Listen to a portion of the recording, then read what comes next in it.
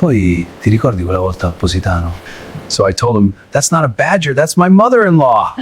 My phone buzzed under the napkin on my lap at 9:04 on a Friday night, in the middle of a small dinner with my husband and his two business partners at a restaurant in downtown Burlington.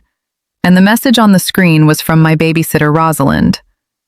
The message said, "Do not come home yet. Stay at dinner. Act normal. I will explain in a minute. Do not call me. Wait for me to call you." I read it. I read it again. I put the phone face down on my thigh under the napkin. I lifted my wine glass. I took a sip. I laughed at something my husband's partner Marcus had just said, which I had not heard. I had no idea what I had just laughed at. My phone buzzed again.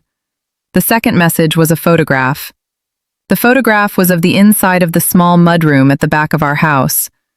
The mudroom had 3 coat hooks, a small bench, and a row of shoes lined up against the wall. The photograph was taken from a low angle from inside the mudroom, looking toward the kitchen door, which was closed. In the bottom right corner of the photograph, almost cut off, was a man's foot. The foot was wearing a brown work boot. The boot was muddy. The boot did not belong to my husband. The boot did not belong to anybody I knew. The third message came 12 seconds later. It said, "I am in the upstairs bathroom with the door locked. The kids are asleep. They have been asleep since 7:30. They have not seen him. He does not know I am up here. He has been in your kitchen for about 20 minutes. I do not think he knows anybody is home. I am calling the police now. I am going to call you in 2 minutes. Eat your salad. Do not text me back." I sat at the round table in the restaurant. I picked up my fork. I cut into the small salad in front of me. I put a piece of arugula in my mouth. I chewed it. I swallowed it. I looked at my husband, who was looking at Marcus, who was telling a story. I laughed again at the place in the story where the table laughed. I had no idea what was funny. Hit subscribe. Drop your city in the comments. Stay all the way to the end. There is a thing I learned in the 90 minutes between the second text and the moment I walked back into my own kitchen at 10:34 that night. And the learning has restructured what I think about teenagers and what they are capable of. And I want you to hear how I learned it. Listen the whole way through. I want to tell you who I am, because the rest of this does not make sense without it. My name is Cordelia Bramford. I am 36 years old. I work as a real estate paralegal at a small firm in Burlington, Vermont. I have been married for 8 years to a man named Wendell, who is 40, who runs a small commercial cleaning business with 2 partners. We have 2 children, a boy who is 6 and a girl who is 3. We live in a renovated farmhouse on 3 acres at the edge of town, about 11 minutes from the restaurant I was sitting in. Rosalind Hagen was our babysitter. She was 17. She had been our babysitter for 2.5 years. She was the daughter of a woman I had worked with at my first job out of college, who I had stayed in loose touch with, and who had recommended her daughter to me when Rosalind had been 15. Rosalind was a senior in high school. She was going to study computer science at the University of Vermont in the fall. She had been accepted on a partial scholarship. She had been babysitting for us about twice a month, mostly Friday nights when Wendell and I had dinners with friends or business obligations. She was an unusual 17-year-old. She had a calm that I had not encountered in anybody under 20. She had been the kind of babysitter who arrived early, who asked the children what their day had been like in a way that made them actually answer, who handled the bedtime routine the same way I would have, who left the kitchen cleaner than she had found it, who texted me a small summary of the evening before I had even pulled into the driveway. She was, by every measure I had been able to take of her over 2.5 years, a young woman whose competence at small, ordinary things was the kind of competence I had been hoping my own daughter would grow into someday. My phone vibrated. Incoming call from Rosalind. I picked it up. I excused myself from the table. I said I had to take the call from the kids. I walked toward the front of the restaurant, toward the small lobby where the host stand was, where it was quieter. I answered the phone. I said, "Rosalind?" she said in a whisper that was steadier than my own voice had been in my head for the last 90 seconds. Cordelia. Hi, I am okay. The kids are okay. I am in the upstairs bathroom. I am sitting in the bathtub with my back against the wall. I have the door locked and I have the small bookshelf pushed in front of the door. I'm going to tell you what happened in order. I need you to keep eating dinner while I tell you. You cannot leave.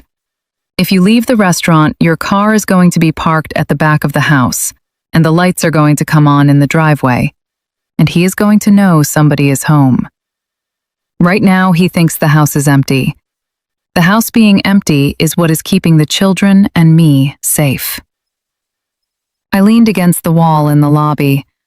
I tried to keep my face the face of a woman taking a phone call from her babysitter about a normal babysitting thing.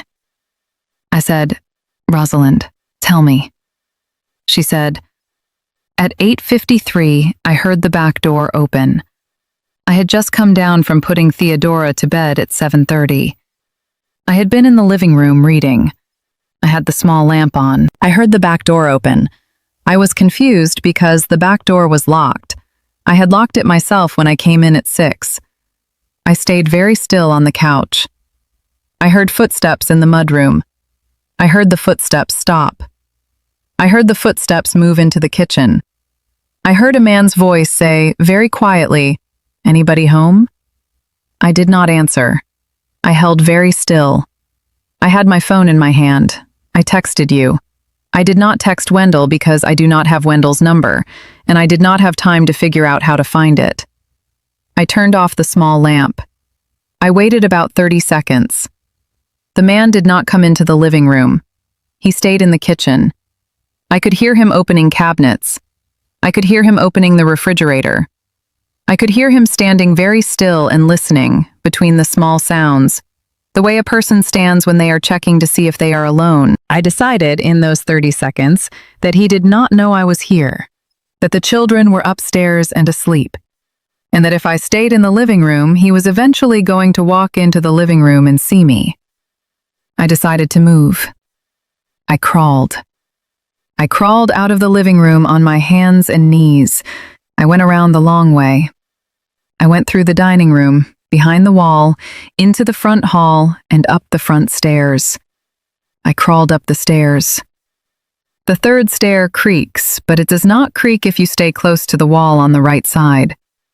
I went up to the upstairs landing. I went past the children's rooms. I did not open their doors. I did not wake them. I went into the upstairs hall bathroom.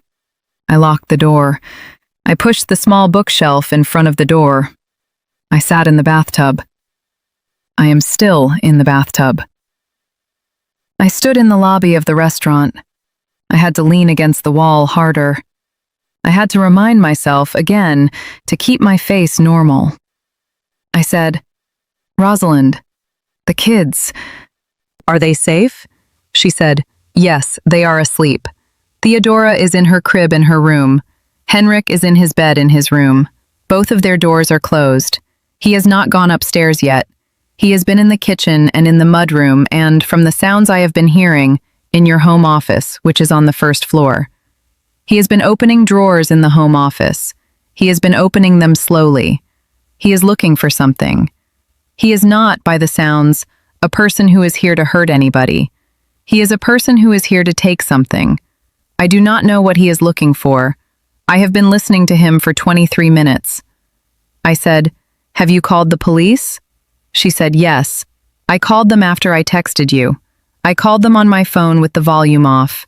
I used the silent feature on the dispatch app. I did not speak. I let the dispatcher hear what was happening through the line. I texted the dispatcher my address and the situation. The dispatcher is on the line right now with me. She has been on the line for the last 14 minutes. Her name is Edith. She is great. I have her on speaker on a very low volume. She has told me that 2 officers are about 3 minutes out. They are coming in unmarked vehicles.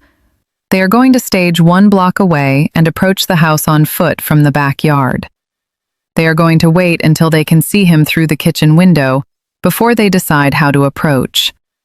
They have told me to stay in the bathroom. They have told me they will tell me when it is safe to come out. They have told me also that you should know they are aware that the babysitter is the only adult in the house and that they want you to stay at the restaurant until they have him in custody, because if you come home now, you will be walking into an active scene. Edith has been telling me what to do. I have been doing what she tells me. I am okay. I am scared, but I am okay. I closed my eyes. I opened them. I tried to breathe. I said, "Rosalind, tell me what you need from me." She said, "I need you to go back to your table. I need you to finish your salad. I need you to order a main course. I need you to laugh at things. I need you to keep your phone on the table where you can see it. I need you to wait until either Edith or I call you back. The waiting is the hardest part. The waiting is the part the police need. They cannot do their job if your husband's truck pulls up in the driveway. They cannot do their job if you call your husband, and your husband gets up from the table and his face changes, and the partners notice. The acting normal is the most important thing you can do. I know how it sounds. I am asking you to do it anyway. Can you do it?" I said, "Yes, I can do it." She said, "Okay, I am going to hang up now. Edith is going to call you in about 20 minutes with an update. Eat your salad. Order the entree. Do not look at your phone obsessively. Look at it the way you would normally look at it if you were at a dinner with your husband's business partners. I love you. I love your kids. I have them. We are going to be okay." She hung up. I stood in the lobby for another 15 seconds. I made my face into a face. I walked back to the table. I sat down. Wendell looked at me. He said, "Everything okay at home?" I said, "Rosalind says Henrik did not eat his vegetables again. She is asking for advice. I told her to let it go for one night." Marcus laughed. He said, "My middle one is the same way. I gave up 2 years ago. Now she eats peanut butter and crackers for dinner, and her pediatrician says she is in the 75th percentile for height. I do not know what to tell you." I laughed. I picked up my fork. I cut into my salad. I asked Marcus's wife, Linnea, a question about her sister's wedding plans, which she had been talking about for the previous half hour, which I had been only half listening to. She talked for the next 11 minutes about her sister's wedding. I asked follow-up questions. I laughed at the funny parts. I let Wendell hold my hand under the table when he reached for it, which he sometimes did at dinners, which I usually liked, which I usually leaned into. I leaned into it. He squeezed my hand. He had no idea anything was happening. I had decided, in the 11 minutes Linnea was talking about her sister, that I was not going to tell him until we were in the car. I was not going to give him the chance to make a face the partners would notice. We ordered entrees. I ordered a small piece of fish I did not want. I ate it slowly. The fish tasted like nothing. At 9:41, my phone buzzed. The screen showed a number I did not recognize. I excused myself again. I said I had to use the bathroom. I walked to the back of the restaurant. I answered the phone in the small hallway by the restrooms. A woman's voice said, "Ms. Bramford? My name is Officer Yusra Daskalakis. I am with the Burlington Police. The man in your home is in custody. He was apprehended without incident in your kitchen approximately 4 minutes ago. Your children are safe. Your babysitter is safe. She came out of the upstairs bathroom about 90 seconds ago. She is sitting at your kitchen table with one of our officers. She is okay. The children are still asleep. They did not wake up. The man was, as your babysitter suspected, here to take something, not to hurt anybody. He was here to take a particular safe from your home office, which apparently belonged to a previous owner of your house, and which I understand has not been opened by you. He had information that the safe contained something he wanted. The information turned out to be wrong. The safe is empty. He had pried the safe out of the closet wall in your home office and was carrying it through your kitchen toward the back door when our officers entered. We are going to need to take a statement from you and your husband. We would like you to come home now. We have left lights on in the front of the house, and there will be one cruiser in your driveway with its lights off, but otherwise the scene is quiet. Take your time. Drive carefully. Ms. Bramford. I want to tell you, before I let you go, that your babysitter is one of the most impressive young women I have ever met in my career. She did everything right. I have been a police officer for 21 years. I have not seen a teenager handle a situation that well. You should be proud of who you have hired to take care of your children. I leaned against the wall in the hallway by the restroom. I cried for about 10 seconds. I wiped my face. I went to the table. I told Wendell, in a low voice, with a small smile on my face for the partners, that we needed to head home, that Rosalind had had a small situation, that the kids were fine, and that everything was okay, but we needed to go. He read my face. He nodded. He apologized to Marcus and Linnea and to the other partner, whose name was Yordis. We paid the bill. We left. In the car, I told him everything. He drove in silence for the first 3 minutes. Then he said, "Cordelia, we owe Rosalind, for the rest of our lives, anything she ever asks of us. I want to be clear about that. Anything. We are not going to forget what she did tonight. We are going to be in her life forever. Do you agree?" I said yes. We pulled into the driveway at 10:34. The cruiser was there. The lights inside the house were on in the kitchen and the front hall. The rest of the house was dark, the way it should have been at 10:34 on a Friday night, with 2 small children asleep upstairs. We went in through the front door. Rosalind was sitting at the kitchen table with Officer Daskalakis. She was wearing one of my husband's old sweatshirts, which she had pulled off the hook in the mudroom because the bathroom had been cold and she had been in there for almost an hour. She had a mug of tea in her hands. She had been crying, I could tell, but she had stopped. Her face was the face of a person who had been crying and was now done. She stood up when we came in. I crossed the kitchen and I hugged her. I held on for a long time. Wendell stood next to us with his hand on her shoulder. We did not say anything for what was probably 2 minutes. We just stood there. Officer Daskalakis let us stand there. She did not interrupt. When we let go, Rosalind looked up at us. She said, "The kids slept through everything. I went and checked them when the officer came up to get me.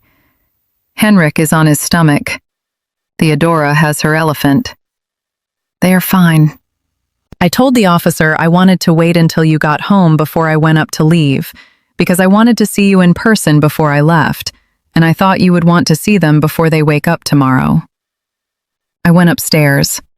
I stood in the doorway of each of my children's rooms. They were both sleeping in the exact positions Rosalind had described. I came back downstairs.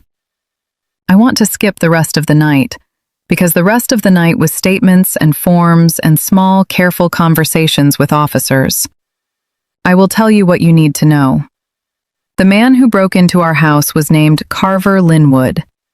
He was a former associate of the previous owner of our house, who had lived there until 2017, before we had bought it in 2018. The previous owner had been involved in a small, ongoing financial dispute with Carver that had never been resolved. Carver had believed, based on what the previous owner had told him in 2014, that there was a safe in the house with documents in it that he was owed. He had been thinking about coming back for those documents, on and off, for 9 years. He had finally decided that Friday night to come get them. He had been wrong about the documents being in the safe. The safe had been empty when we bought the house. We had asked the previous owner about it during the inspection. The previous owner had said the safe had not contained anything in years. We had left the safe in the closet. We had not used it. We had, in fact, mostly forgotten about it. Carver had broken in through the back door, which he had picked. The lock on the back door was the original lock that had come with the house, which was old, which we had been meaning to replace.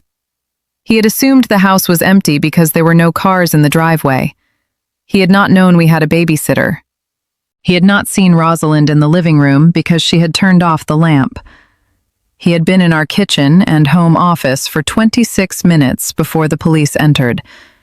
He had not heard Rosalind move at any point because she had moved very, very quietly. He had not, the police later told us, expected to encounter anybody. He had not been armed. He had not been planning violence. He had been an angry, foolish, persistent man who had carried a grievance for 9 years and had finally acted on it on the wrong Friday night. He took a plea 4 months later. He is serving a sentence in a state facility that I do not remember the exact length of, because by the time the sentencing happened, I had decided that I did not need to keep track of him anymore. He is in. He is not coming back. The case is closed. The lock on the back door was replaced the next morning by Wendell, with a deadbolt that had a kick plate. The front door also got a new deadbolt. The home office got a new lock. The closet that had contained the safe was emptied. The safe was given to the police as evidence and was eventually disposed of. The closet was painted. We put a small bookshelf in front of where the safe had been. Rosalind babysat for us again 3 weeks later. I asked her if she wanted to. She said yes. She said she wanted to come back to the house on her own terms, with the kids, while she could still remember being scared, so that the house could become a place she had been scared in and had come back to and was fine in. She said it would be worse if she never came back, because then the house would always be the scared place. She said she had thought about this for the 3 weeks since the break-in and that this was her decision. I said okay. She came over. She put the kids to bed. She left at 10 the way she always did. I had been home the entire time, in my home office, working. I did not interfere. She wanted to do it the way she always did it. She has babysat for us now 11 more times since that night. She is going to leave for college in 3 weeks. She has told me she will be available to babysit when she is home on breaks. She has told me also that she has decided to study cybersecurity, not general computer science. I asked her why. She told me, in a slightly embarrassed voice, that the night of the break-in had made her think about all of the small, ordinary systems that hold a person's life together, and how easy it would be to break into most of them, and that she wanted to spend her life making those systems harder to break into. She told me she had been thinking about it as a kind of professional version of what she had done in the upstairs bathroom that night, which was to figure out in real time how to keep the small, ordinary systems of a stranger's home working when somebody had broken into them. I told her that was the best reason to go into cybersecurity I had ever heard. She laughed. She told me to please not put that in any college recommendation letters. Wendell and I established a small monthly direct deposit transfer into Rosalind's account when she started babysitting again. The transfer is not for babysitting. The transfer is a small, ongoing thank you that we are going to send for the rest of her education. She did not ask for it. She tried to refuse it the first month. We told her, in a long conversation at our kitchen table, that the transfer was not optional, that it was the smallest possible thing we could do in proportion to what she had done for our family on a Friday night when she had been 16 years old, and that we were going to do it for the next 8 years, until she was 25, and that she did not have a vote on it. She cried. She accepted. The transfer goes through on the 1st of every month. We are 6 months in. I want to leave you with one specific thing. There is a cultural story we tell about teenagers, especially teenage girls, that has been wrong about them for as long as I have been an adult. The story says that teenage girls are flighty, anxious, attention-seeking, reactive, prone to panic, prone to oversharing, prone to making bad decisions under pressure. The story is wrong. The story is wrong about most teenage girls most of the time. The story is especially wrong about the teenage girls in our lives who we have entrusted with our most precious responsibilities. The babysitting of our small children, the tutoring of our nieces and nephews, the lifeguarding at our pools, the assistance of our elderly parents at the front desks of memory care facilities, the answering of our phones at our offices. These young women, in the moments when something is going wrong, are almost always, in my experience, more competent than the adults around them. They have been trained by 10 or 15 years of being attentive young people in environments designed by adults to handle adult situations with a calm that the adults themselves often cannot summon. They have been the ones who have noticed when a small child is choking at a birthday party and have done the thing. They have been the ones who have noticed when a friend at a sleepover is sending strange texts and have done the thing. They have been the ones, in my case, who have noticed the back door opening at the wrong time and have crawled across a living room floor in the dark to keep two small children from being woken up by a stranger. We have been telling them, at the same time, that they are the dramatic ones. We have been telling them that they are the anxious ones. We have been telling them that they are the ones whose judgment cannot be trusted. We have been telling them this in small ways, every day, for most of their lives.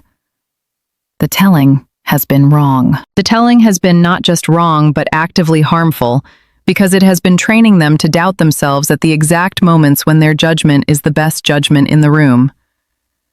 I am asking you to do one specific thing this week. I am asking you to find the teenage girl in your life, whoever she is, your daughter, your niece, your babysitter, your neighbor's kid, the young woman who has been bagging your groceries, and to tell her one specific thing she did recently that you noticed. Not a compliment about how she looks, not a generic praise about being a good kid. A specific thing. I noticed that you handled it well when the little kids were fighting at the park. Or, I noticed that you knew exactly what to say to your grandmother when she was upset. Or, I noticed that you got the groceries into the bag without crushing the bread, which is harder than people think. The specificity is the gift. The specificity is the thing she will remember. The specificity is the thing that will calibrate her, slowly, against the small daily insults the culture has been telling her about her own judgment. The specificity is the thing that, in the unlikely Friday night in her future when she is the only competent person in a house with somebody else's small children sleeping upstairs and a stranger in the kitchen, will let her trust the part of her own brain that is figuring out, in real time, what to do. Rosalind trusted that part of her brain. The trusting was not luck. The trusting was the result of 17 years of small, specific notice from the adults around her, who had been calibrating her, without knowing they were calibrating her, to trust herself in the worst possible moment. The calibration is what we owe the young people in our lives. The calibration is built one specific noticing at a time. The cost of one specific noticing is nothing. The benefit, in the rare bad moment, is everything. Rosalind is in her dorm room right now. It is a Saturday afternoon. She is, by her last text to me, 4 hours into a study group for her introductory cryptography course. She is going to be home for Thanksgiving. She is going to babysit for us on the Friday after Thanksgiving. The kids have been counting down. Henrik is making her a card. Theodora is asleep in her crib upstairs. She is 3. She is going to grow up to be a teenage girl in about 10 years. I am going to be the kind of mother who notices specific things she does. I am going to start the practice now. I have been starting it. The practice is the inheritance. The inheritance is what we leave the young women coming after us. Leave it well. Leave it on purpose. Leave it with specifics. The specifics are the love.